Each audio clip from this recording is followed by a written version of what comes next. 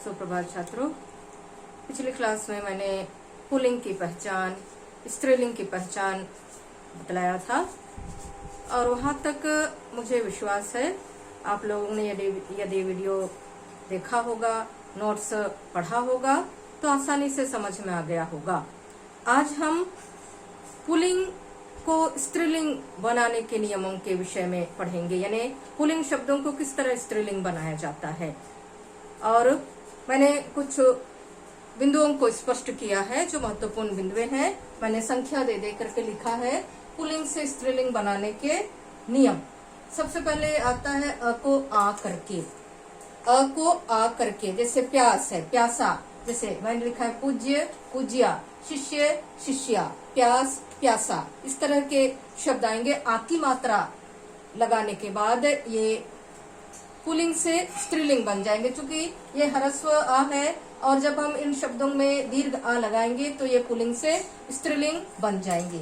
उसके बाद दूसरा आता है आ को या करके, यानी लगभग यहाँ में जितने भी अक्षरों को, शब्दों को लिखा है वे प्रत्यय के अंतर्गत आते हैं। जैसे आ प्रत्यय भी है, या प्रत्यय भी, आनी भी है, वान भी है, आइन भी है, अक प्रत्यय भी है, इका प्रत्यय भी है, फिर ई प्रत्यय भी है, इन प्रत्यय भी है, नी प्रत्यय भी है।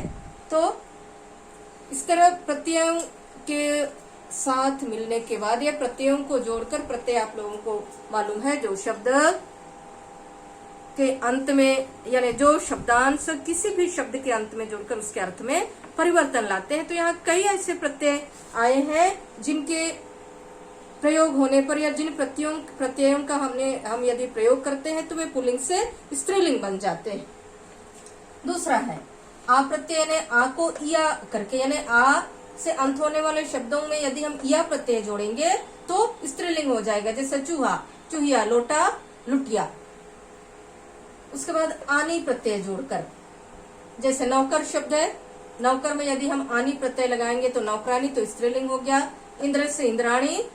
उसी तरह वान का वती, यानी वान भी प्रत्यय है और वान को यदि हम वती करते हैं तो भी नया शब्द बनता है। तथा मान को मती करके, जैसे गुणवान, गुणवती, धन, बलवान, बलवती, धनवान, धनवती, श्रीमान, श्रीमती, भगवान, भगवती, इस तरह।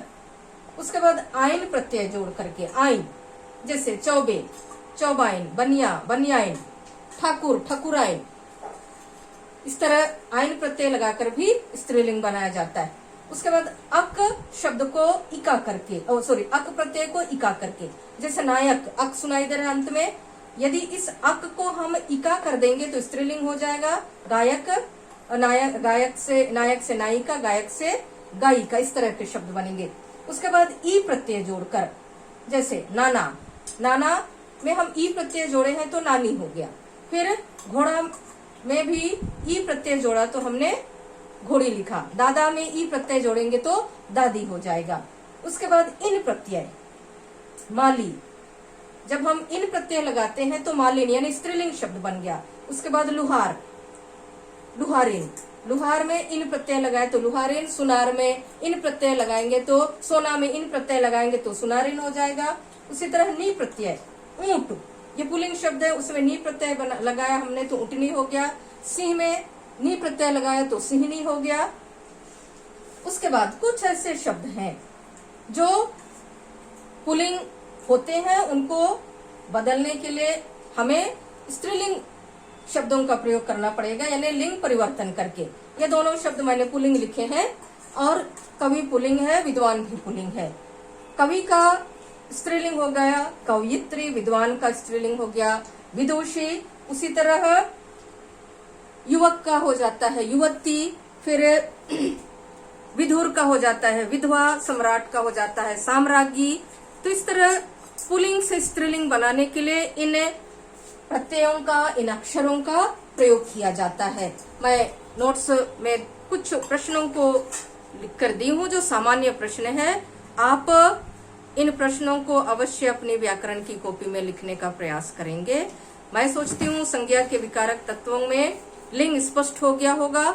हम अगली कक्षा में वचन शुरू करेंगे। धन्यवाद।